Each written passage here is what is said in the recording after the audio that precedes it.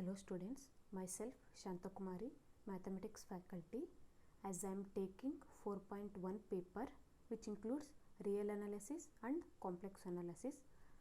Real analysis appears for 20 marks and complex analysis appears for 40 marks.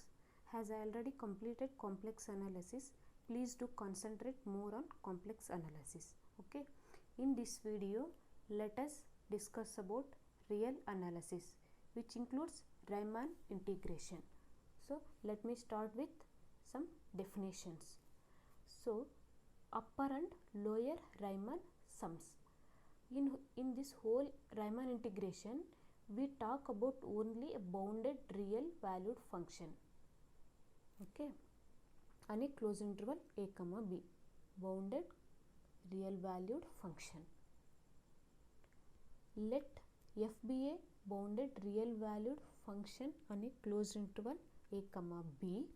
Here the closed interval a comma b is divided into n subintervals.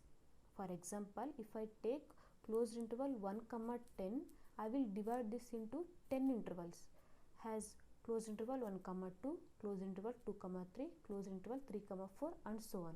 In the same manner, closed interval a comma b is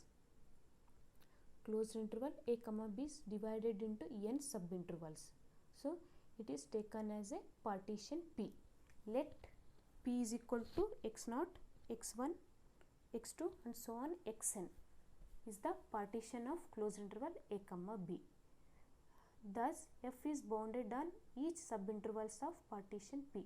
Since f is bounded on closed interval a comma b, then it must also bounded on its subintervals.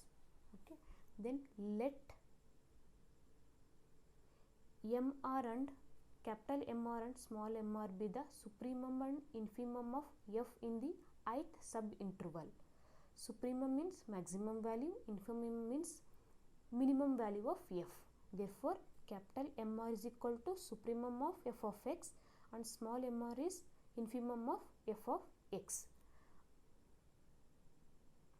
Now, the length of the interval closed interval a comma b is denoted by delta, and which is equal to b minus a. It is the difference between two endpoints. So length of the interval closed interval a comma b is denoted by delta, and which is equal to b minus a. In the same manner, subinterval length of the subinterval is denoted by delta r. So delta r is equal to xr minus 1.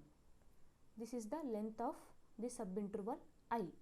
This is denoted by delta r. Okay. So now let us define the sum, Riemann sum, upper and lower Riemann sums. Here u of p comma f is the upper Riemann sum. It is defined as capital M1 into delta 1 plus M2 into delta 2 and so on Mn into delta n. Here capital M1 means supremum of f of x at r equal to 1, and M2 means supremum of f of x when r is equal to 2. Okay. Therefore, u of p comma f is equal to summation r from 1 to n mr delta r. This is known as upper Riemann sum. Okay. Then L of p comma f. L of p comma f means lower Riemann sum. It is defined as m1 delta 1 plus m2 delta 2 and so on m1 delta n. Here small m1 means infimum of f of x.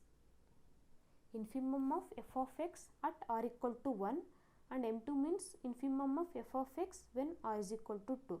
So this whole thing can be written as summation r from 1 to n mr into delta r. So this is known as lower Riemann sum. Okay. U of p comma f means upper Riemann sum, and L of p comma f means lower Riemann sum.